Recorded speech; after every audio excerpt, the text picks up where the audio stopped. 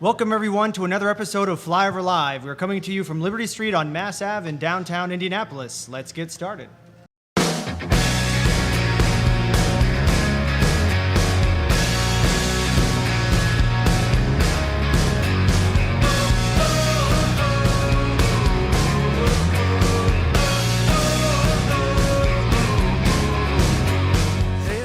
Thank you all for joining us for this week's episode of Flyover Live, a weekly podcast talking about the latest sports, entertainment, and political news from the eyes of three Midwestern millennials. I'm your host, Cliff Dennis. I'm joined here on my left for the folks watching on YouTube by Brent Pierce. Hello. And over to my right is Mark Berry. Hey. And our guest today is Zak Keefer from the Indianapolis Star. So anyway, did you guys do anything fun this weekend, Brent? It was a long weekend, pretty worn out to be honest. Had two fantasy football drafts this weekend. Those can be grueling. Oh boy, just taxing. Friday and Saturday. The father-in-law was also in town, which can also be grueling. So yeah, man, I'm pretty tapped out right now, but it was fun. It's a good long weekend. Nice. Mark, did you go anywhere? Do anything?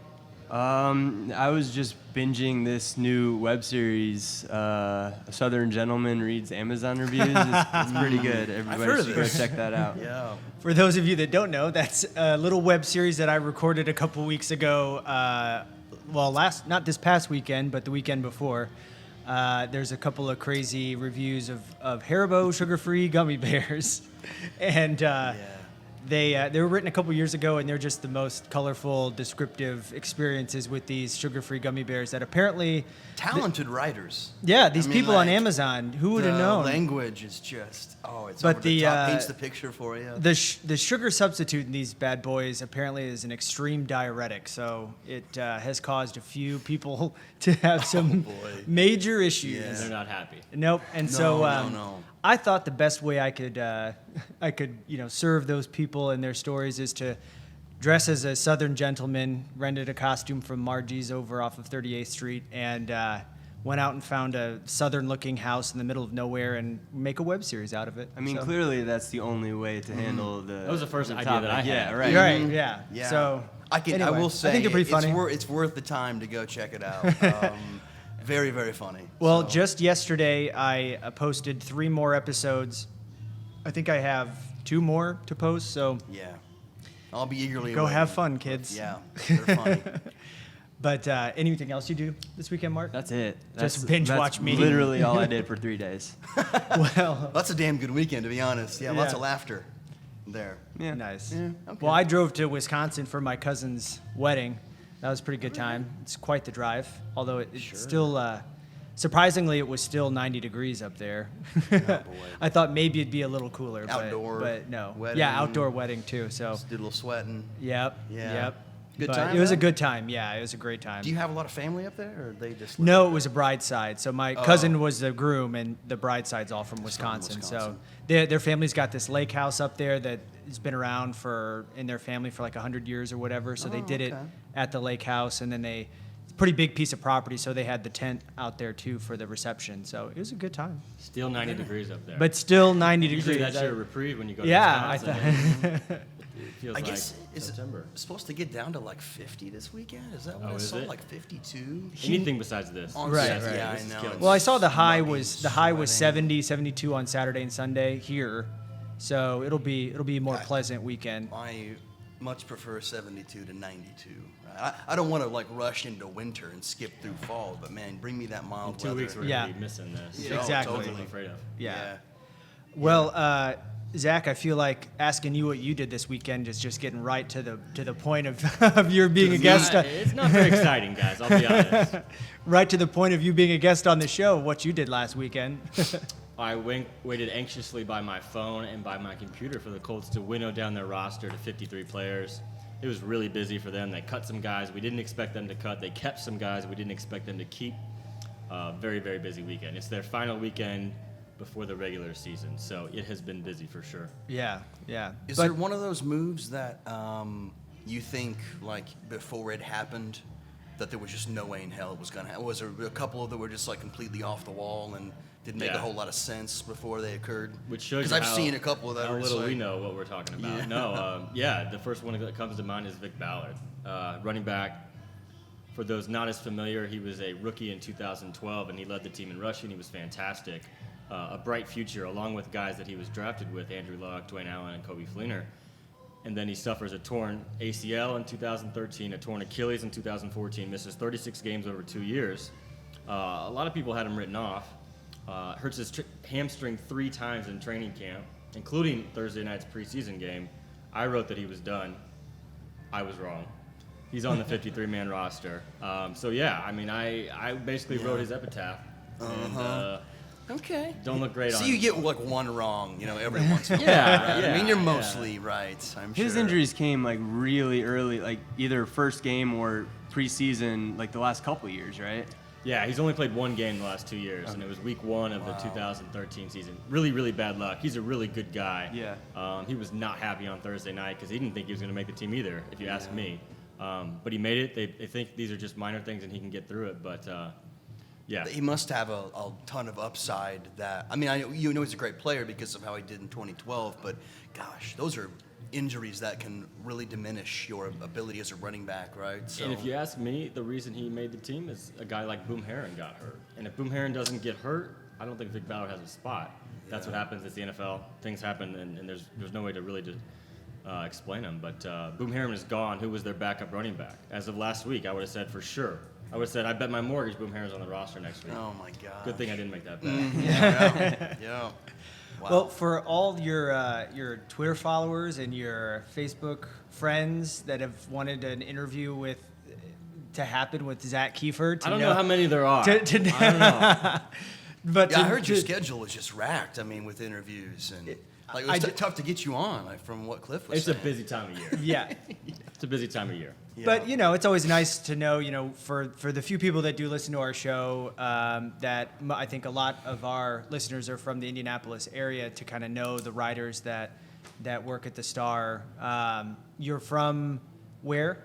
Indianapolis, Fishers. Did you Yeah. grow up in So, Fishers? Okay. Indiana kid, went to Indiana. I've never really left, besides a couple summers. So it's kind of cool. I grew up reading the Star. Always wanted to work there, and it's really cool to be able to do that. Yeah, Kinda I was have going to to say, push myself. did you always know you wanted to be a journalist? Yeah, it's really easy. I feel really fortunate because when I was like 10 or 11, I was watching, a game, a Pacers game it had to be, and I asked my dad, wait, those guys on the baseline, they get to go to games for free and write about it. And I was always the weird kid in school. I always enjoyed English class. I always enjoyed writing. When you get papers and everyone says, I said, Right. sweet. Yeah. Yeah. And so I figured if there was a way to combine the two, I'm doing that. Whatever it takes, I'm doing that. So here I am. Nice. And You you went to journalism major at IU? Yeah. Yep. Or- Yep. I covered the glorious tenure of Kelvin Sampson, the IU basketball coach. He was a delight to deal with. I'm sure. And their only bowl game in the last 30 years, the 07. 2007 season. A great moment there when they made that final kick to beat Purdue, and Jane Hebner was on the field. That was very cool. Yeah. Inside Bowl, right? Was that in Tempe? Inside Bowl, yeah. Didn't Yeah. go very well, Oklahoma State? but they were there. Yeah. Yeah. but Oh, they were yeah, there, definitely. I mean, Which is, hey, that's a win. I think since, 91 or 92, there's been 2 bowl games, Yeah. right? Yeah. So, Yeah. I've already told my wife that if it happens this year or next year, I don't care if it's in Anchorage or Moscow. It's a once-in-a-lifetime going. opportunity. Yeah, just based on the history, It you'll might never not know when you happen see it again in again. your life. So, Yeah. yeah. So Yeah. No offense, but I don't know if it's going to happen this year. I watched the game Saturday, and I don't know how. I was hoping we'd stumble into this. Well, coming into the season, that was the big rallying cry, right? It was this year's, we're going to make it to a bowl. Get to Like, that's the 6 goal. or We're going to do whatever. it. It's been that And way since- it could be Yeah. an uphill battle. It will be. But 1-0 is 1-0. You Yeah. don't get style points. Well, yeah, that's, I guess, black and white, literally correct. You put up 48 points to You the know. FCS school. Yeah. You still get the victory. To be honest, if like those are folks that watched that last play, I mean, like the guy just dropped the ball. It wasn't like we, made some, big No. sack or pass He should've caught deflection. it. Yeah, it was perfectly executed. The guy just dropped the ball, and if not for Butterfingers, we lose that game, and the season looks a whole lot And Kevin different. Wilson's Probably taking done. a lot of heat. Yeah. Yeah. I mean, it's so- probably just intimidation. Like, it wasn't so much Butterfingers. It was just like the Oh, yeah, he weight was of the just moment was scared. just too much. He just With knew. those with those cornerbacks just breathing down Memorial his neck Stadium like they've done was did rocking. the whole game. Yeah, for sure. I thought it was over. Yeah. Well, yeah. When they decided to go for it, I was When he sitting threw there the ball, I said, "Oh, that's too easy." Yep. wide open and just chunking. With IU So- football, I'm just naturally a pessimist.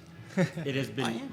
ingrained in my head and my emotions for years that at any point, if they have a chance to do something good or special, they will do the exact They won't opposite. do it. Yeah. And it's not just been a feeling or an emotion or your gut. It's just been true. Yeah. Right. So yeah, It's kind of hilarious at this point. It's kind of it's like a they're phenomenon. kind of butt of a really. joke. I think they came out with the next like the week 2 round power rankings for the Big Ten, and we sit at the bottom. And I think like other teams had these big paragraphs written about their game and why they're positioned where they are, and this one was gave up 571 yards to an FCS quarterback. Should have been beat by Southern Illinois. Period. That was how you What justify else do you sitting need? at the And it tells you something. Indiana won Saturday. Purdue lost on Sunday, and Purdue was still ahead of Still Indiana. ahead. Yeah, I know. It wasn't good. But if you look at this season's like schedule, and then you look on to next year, I mean, there is, and I hope I'm proven wrong, but next year looks like it's about 10 times harder than this year's schedule. So if it didn't happen this year, man, The Buckeyes are I'm coming out. in a couple weeks too, and it looks based on what I saw last night from them, it's Yeah. gonna be scary. yeah. Keeping them under 80 is going to be tough. Yeah. I was going to say, what's the over-under on that? Didn't Wisconsin put up like 78 on us? 83? 80. There Which will is be a more they few scored in games. basketball that season, and they Wow. had a good basketball. That's crazy. They do keep their basketball I'm scores telling you, around Indiana 50. football it's a phenomenon. Yeah. You it can't make really- this stuff up. No, you can't. And there will be a few games this year because there's always a few games where they're hanging with somebody really good into the fourth quarter, and then it still is a couple touchdowns, but you believe even though Yeah. you shouldn't, and then you believe again, Yeah. and then you They get always your heart suck broken you in. again. Yeah. For a It's like few when fleeting moments. you go golfing and you just had a terrible round, and then like you stick one about 6 feet from the hole, and you're like, okay, I'll come back. It's what I'll keeps keep playing. you coming back. Yeah. Right. Just enough. Yeah. But I could. you could sit here lament this whole time. I know, I was about gonna IU say, football. We're I think I'm gonna gonna spin need to- off. We're gonna spin off. Yeah. Brent's gonna get an IU football podcast. We'll get that started. I have to have. There'd just have to be a bottle of Jack Daniels Yeah. or something beside too me. depressing. Yeah, it would be. The Breton IU football show. Well, the only other thing I wanted to touch on briefly before we just go full bore into sports was just 'cause one of the other things we do with the show is talk a little bit about millennials and in the news and any articles I find about just our generation of people and what we're facing these days in terms of the economy, life in general, life in society. And so what I'm getting at here is I was looking through the resume on LinkedIn, and you worked at Greenfield. I didn't know that about you as a Yes, staff sir. writer for a Yep. few years Yep. before you went to go get your master's at IUPUI, I Correct. assume in journalism. Yep. And so I think one thing that even I will criticize folks my own age, other millennials, about just putting in the necessary work to get to where you want to go, Yeah. and not to disparage the Greenfield paper out there, but obviously I think you were getting some good experience in a smaller paper before moving on to Indy Star. I mean, that's my assumption, at least from looking through what was going on. So how was it? What was that experience like? And was that what you were kind of trying to do, or? Yeah, absolutely. You're absolutely right. Paying your dues. I mean, it wasn't glamorous by any means. One, the industry is extremely competitive at this point, and getting a good job is hard. Keeping a good job is even harder. That's the best offer I had coming out of college. I worked for 3 years, basically covering high school sports. Oh, yeah. And you do everything. For those not in the industry, right now I basically I write and do videos. Back then I was taking photos. I was laying out the newspaper every night, writing stories. You do everything. You learn everything. Well, that's cool. It's kind of like a journalism boot camp, like just throw you in real world the fire. experience. That's awesome. Sink or You swim. get better, you make some mistakes, but it was great for me now, and I look back on it now and I laugh because I was covering high school volleyball games 5 years ago, and now I'm covering the AFC Championship game in Foxborough. So really good experience, though, and it really makes you appreciate, where the opportunities I have today. You really don't think about that. Since you mentioned like Foxborough and the AFC Championship, Life is totally different for a journalist in a good football city, right? As opposed to somebody who's, just in the gutter all the time, and you don't get to go It's to a heck of a lot better those to cover conference the Indianapolis championship Colts games. than Yeah. cover the Jacksonville Jaguars. Yeah. Seriously, yeah. No, the experiences are different. No, it's fun to cover a team that, one, has a chance to win the Super Bowl. That's enormous. And two, that people care a lot about. Yeah. Because you want to cover a team that draws interest. The Colts are kings in this city. We all know that. Yeah. People get really mad at some of the stories I write. They get really angry. They get really happy. But you want both. So Yeah. you feel like if you get a little bit of both, anger and love, you're somewhere in the middle, which is good. But the bottom line is there's interest, and that's, that's all you want. You just want people to care about what you write. Yeah, you're putting in all the work and, Yeah. and effort to get no responses or nobody interested. Yeah, So, it's yeah, just, redeeming part of the absolutely. job. I mean, to be honest, we don't root for the team. We're objective. We cover the wins, the losses. We don't get attached. But it's good to have Andrew Luck around. Amen to that, brother. Yeah, I mean, yeah. they're going to be contenders for a long time. Yeah. Which is good for him, good for the Colts, good for the city, and it's good for us. Any insight into his contract and its process right now, its status?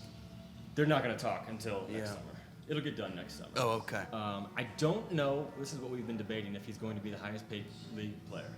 It's going to be close. Yeah. It'll be north of 22, 23, 24 million dollars a year. Andrew's not a big money guy. Yeah. He doesn't need the fancy penthouse and the fancy Yeah. clothes and all that stuff. Yeah. He goes on Mass Ave sometimes and goes I've to get beers, just like you guys are Heard doing right people, now. that And have with seen him and out. He's a foodie, and with his girlfriend, he's very regular in that regard. He's only Yeah. 25. Yeah.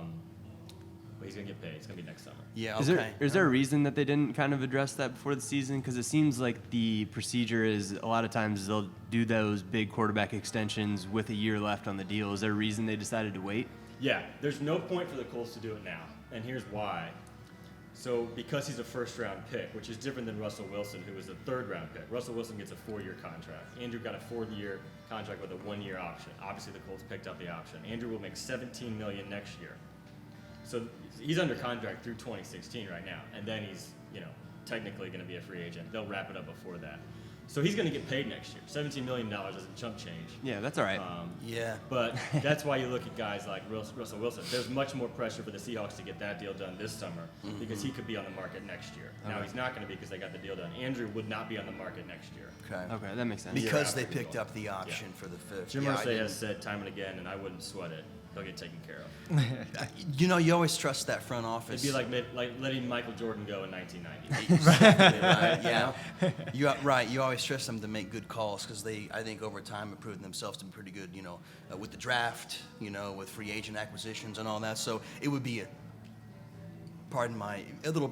boner move if they don't, sign Yeah, Andrew they didn't Luck let Peyton again, Manning walk Yeah. so they could have Andrew for 4 years. Right. They didn't say You know, Andrew hey, could be here for 15. Good luck somewhere else, buddy. Yeah. Okay. It's the biggest no-brainer in sports, if you ask me. Yeah. Yeah. Well, and the preparation I did, and then for the folks listening at home, you're not hearing much from me today because this is the Brent and Mark hour with Zach. But the research I did before the show was reading a few of your articles, a few of your colleagues, and the other thing I noticed is in terms of contracts was that Chuck Pagano's contract is up next year as well.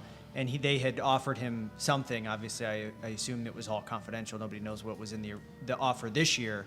But he turned it down, because I guess there was a year left. And so I wonder how much the combination of Andrew's contract being negotiated next year, him wanting to maybe be included in that. But then I don't know whether I'm combining too many issues here, but the reporting recently of I don't know if you want to call it tension or not between Pagano and the GM and Grigson, and whether he's holding out for maybe not money, but maybe more clear language about where these lines need to be drawn in decision making. Because I think whoever wrote that article, I can't remember who it was saying it's not necessarily that they're just duking it out in the front office. It's just there needs to be some clear delineation in who's calling the shots here, because I think the person that wrote the article, and forgive me whoever that was that wrote it, was there's been an instance or two where Grigson's kind of made some calls that in any other club it would be the coach's call to make, not the GM. So I don't want to throw you into a discussion you don't want to talk about. Absolutely. Happy to. But This is what we've been doing the last couple of days. Is Yeah. addressing this.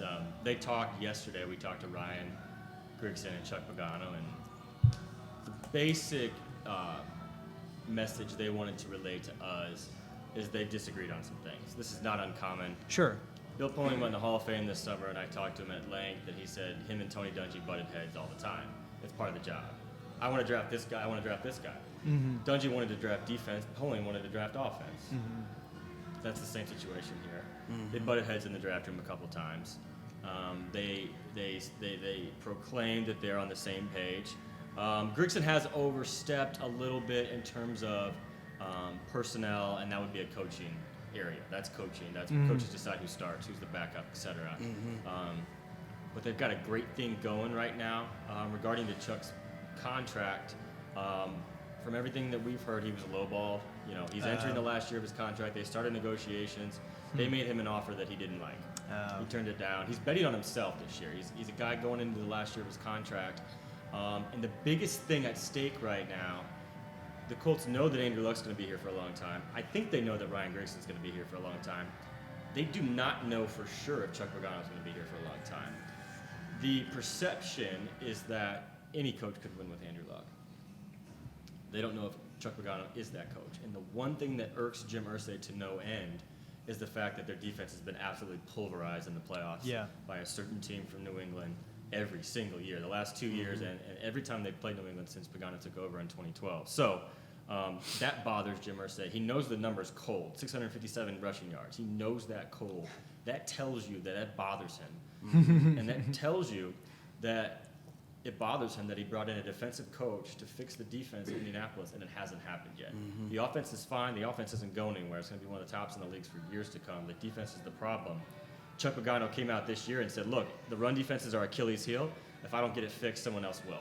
That tells you everything you need to know about this season. It's on Chuck Pagano, and especially it's on that defense. Yeah. So I guess the lesson learned there is that you can count on the fact that regardless of the Colts, maybe not regardless, but if successful as they've been in the last few years, if they're that successful again, you know, maybe no Super Bowl, but it's not going to be enough to rest on 11 wins. He's going to be measured against, you know, how his defense performs, regardless of the W's. I guess is that what's kind of to say. It's really hard to say what gets him fired and what doesn't. And I think there's 90% chance he's back next year. Yeah. I feel like I've heard a lot of comparisons to the situation in Dallas last year, which I don't necessarily know if it's fair because it seemed like Jason Garrett was, like, a lot of people were surprised he was still around, and then they had a great year and they came back, and it was the same where he didn't get extended, and so that kind of raised some eyebrows. Like in this situation, they've been improving every year in the playoffs, and it just seems like that New England playoff game is the one that they can't, you know, kind of get over the hump. Is that something that it's gonna take a win against New England in the playoffs, do you think, or? I think you make a good point, and I think the opposite is probably more possible. It's not that they have to beat New England, but if they lose in the same manner in which they lost, 45-7, Don't show any improvement in the. If it's the same old story, he's in trouble. And you make a good point because they've won one more playoff game every year. That is really, really, really the hard trajectory, right, Yeah. So the is next step, exactly where you want to be Super Bowl headed. 50. You know, I've read a lot of this talk because, I mean, it just seemed like there for a couple of weeks, every article about the Colts was Pagano on the hot seat. You know, it was just like the story of the hour. And, you know, sometimes I think, like, you don't want to settle for a loss to New England in the championship game, AFC Championship. But you look around the league, like, you're kind of like, you're a spoiled brat, you know? Like, if you, 11 win seasons and, you know, trending towards the Super Bowl every single year, any other coach probably is not going to have those articles written about him. Cleveland wouldn't take that. Chicago wouldn't take that. Hell, Cincinnati hasn't won a playoff game since 1990. And New England just as easily could have lost. They probably should have lost to Baltimore in the round before, and the Colts had already beaten up on Baltimore during the season. Like, it could have been so different just based on the second half of that game. Like, it's just interesting to see. That's a really good point you make because a week earlier, Pagano and the Colts were on top of the world. They had just beaten Peyton in Denver. Huge upset, a loss that got John Fox fired in Denver, a guy who won 4 straight division titles, which is not easy to do. And if you look back over the last 15 years, you're right. They're spoiled in this city. Oh, absolutely. They win 12 games a year with the greatest quarterback the city's ever seen. Yeah. They have one bad season, and they hit the lottery again. And all they did Yeah. was win 11 games their first year, 11 games their second year, 11 games their third year. And now they want to throw the coach on the bus. I know. I just never understood that. If you were being truly objective about it, and understanding what you sound like when you talk like that about him being on the hot seat. I get Fire Grigson on my Twitter all the time, and I am not a homer. And he has made some huge whiffs in the last couple of years. Trent Richardson, Bjorn Werner. We'll get to that. But this team is not supposed to be where it is right now. They built this entirely from scratch in 2012. They were picked 32 out of 32 teams in the power rankings to start the year. And 3 years later, they're a favorite to win the AFC and make it to the Super Bowl. It's Super Bowl, yeah. No, Don't forget that. Sometimes you gotta just the perspective. You gotta shake people into seeing that because New England doesn't help because they. beat and you're right. It was the manner in Colts which to a we got point. beat too. Yeah. You hate to see that They weren't one competitive. game be weighted equally or more so than this body of work that they put together. But it will define his tenure in this city, Mm-hmm. whether he can beat them. I remember that first year, Luck's rookie year, and having friends say, "Oh, well, now that we have Andrew Luck, Colts will be, probably 10-6." And I was like, I don't know about that. I don't think they're supposed to be that good. And I think it was a surprise that they won I that was many surprised. games, and it was great. diehard. They were a lot better than everyone thought, but it didn't Those seem like. expectations are ridiculous. And then with the For a AFC rookie. South is kind of AFC South has been kind of going through a tough time as a division, so that kind of pumps up the value. No, What it division doesn't. they're in, but yeah, I see Right, what you're yeah. saying. They've won 13 straight games against division teams. That's just ridiculous. But you play the schedule in front Right, of you, absolutely. and you beat up on the teams that don't have it. Yeah.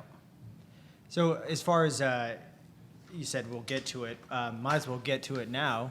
Some of the moves that were made over the weekend. One thing that I was saying to Brent and Mark before the show was just me being kind of illiterate about just there's so much negotiation, so much kind of contractual. The procedure of In the NFL that I think definitely is over my head sometimes. And so one of the biggest questions I had about what happened with Boom Herron over the weekend was just kind of breaking it down for folks. What is the most likely outcome here? Because it seemed to me from your writing, from other folks' writing, that essentially we'll have an option to re-sign him as a free agent if everything goes smoothly. Is that kind of what they're He's gotta clear positioning? waivers or something, Yeah, they're positioning him it is a for. little complicated. With Yeah. Injuries, and this time of year you can only have 53 guys on the roster. Our expectation is that he does not return. He has cleared waivers, and the Colts have not re-signed him. What we think is going to happen is he's going to be placed on the injured reserve, get an injury settlement, and just be a free agent. Really tough break for Boone. This guy was number 2, the established number 2 running back behind Frank Gore to enter the season. Did a good job last year to end the year. He was nothing extraordinary, but he got the job done, which is a lot more than you can say about Trent Richardson. Yeah, for sure. Boom gets hurt in a special teams play in the last preseason game, which is utterly meaningless. The Colts looked at it like this. He's not going to miss the entire season, but they would have to reserve one of those 53 spots for him and wait for him to get back. The other option was put him on injured reserve. They didn't want to do that. They didn't think it was worth it to keep him on the roster, so they released him, and they'll give him an injury settlement. It just is emblematic of how fragile your career is in this league. This is a guy that was going to be on the roster, 99% chance he was going to be on the roster this week at this time, and now he doesn't have a job. Wow. It seems like the turnover, especially with running backs, getting has ready to go just there. become just your shelf life is unbelievable. just It's so hard limited to as it's a hard to even running wrap your back. head around. Like what was a premier position is now just seemingly Yeah, when we people were growing view him up, as replaceable. Emmett Smith, Yeah. and those guys they were the stars, Right. more so than the quarterbacks. For sure. Well, yeah, and I think it's the last 3 years. I forget the stat on this, but like you used to go early and often with running backs in the draft. In fantasy, in real life. Yeah, absolutely. And now it's a good time to be a quarterback, Yep. and if you're a running back, quarterbacks league, yeah, and a running back they just take a pounding, Yeah. Now, especially with the whole running back by committee thing, you're Yep. basically There's a few guys that do it on their own, but there's 3 or 4, and that's it. yeah. One of the other moves that I saw, I guess this was maybe Friday, but and I thought I saw a tweet come across my feed from you a while back. I'm not sure. You were expecting, I think it was you, maybe it was one of your colleagues, expecting the Colts to make some solid move in the linebacker position, and then just recently this C.O. Moore from the Raiders comes through. Any thoughts there about what they're? I mean, It was a surprise move. I was thinking D-line. oh, is that what you're? And I that's was what going to say. I remember. remember you saying something. Yeah, it was a that- curious move, though. They're really stacked at linebacker this That's year. what I I don't have thought. a lot of questions about DeQuell Jackson and Jarrell Freeman in the middle, and then you got Trent Cole, who's going to be solid on the outside. You got Eric Walden, who's been really an unsung hero in preseason. And oh, by the way, the all-time sack leader is ready to go maybe this week in Robert Mathis. I was going to ask about that. 50-50 whether he plays Sunday. The bottom line is he's going to play this month, Right. which is enormous. It's enormous lift for this team. Defensive line, they have one guy who can play in the NFL. The rest of them have never proved it. 4 of them have never taken a snap in the NFL. 5 of them have never played for the Colts. 3 of them went undrafted. And that's 6 guys total. So lots of questions on the D-line. That's, for me, the biggest question mark entering this season. Can they get it done? And it's just like you said this point earlier. It's just always been the Achilles heel of that defense is the inability to pressure the quarterback and stop the run.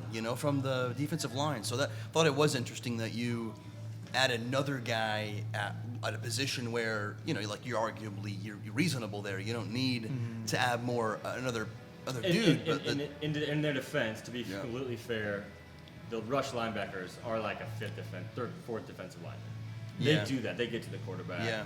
The strong side linebacker is in charge of stopping the run, but the defensive line's not scaring anybody. Let's be honest. Yeah, I mean, I just remember. 2 rookies for the first time in their entire history at Indianapolis will start on the defensive line. I this just year. don't want to see Tom Brady taking naps in the pocket. Seems like he always I gets mean, to do that. dude just packs a lunch back there. and He's back hangs there out. 7 seconds. Yeah. Of course he's gonna kill you. Little He's to no. back there Yeah, 7 exactly. seconds. You give a guy. I mean, a guy's gonna get open in 7 seconds. Give Andy right? Dalton So- 7 seconds and he'll find something. Yeah. Let alone even the Red Rocket could do that. Yeah. Yeah. Were you surprised? Just a quick question. Yeah, Were you yeah. surprised by is it Duron Carter? Duran. Yeah, I had him on the roster. I had him on the 53. I thought he was going to make it too. I guess his upside is just through the roof, but Yeah, he but this couldn't get tells it you together something. in the preseason or something. We watched him every day in Anderson at training camp, and he was phenomenal. I'm talking like he was killing the defensive back. Yeah. And it's different. It's not real football. You can't tackle. You can't really hit. You've got to keep everybody healthy. Yeah. That plays a factor in this for sure. He was a standout, though. He would look great. Yeah. Couldn't put it together in the games, and the games are weighed much more heavily than the practices. Ryan Grigson told us that. Duran is such a raw talent, but he's not an exceptional route runner. He's not an exceptional ball catcher at this particular moment. He can be, but they know what they're going to get with Griff Whalen. It came down to 5 spots. That's what I was going to That ask. 5th receiver spot. Andrew Luck loves him.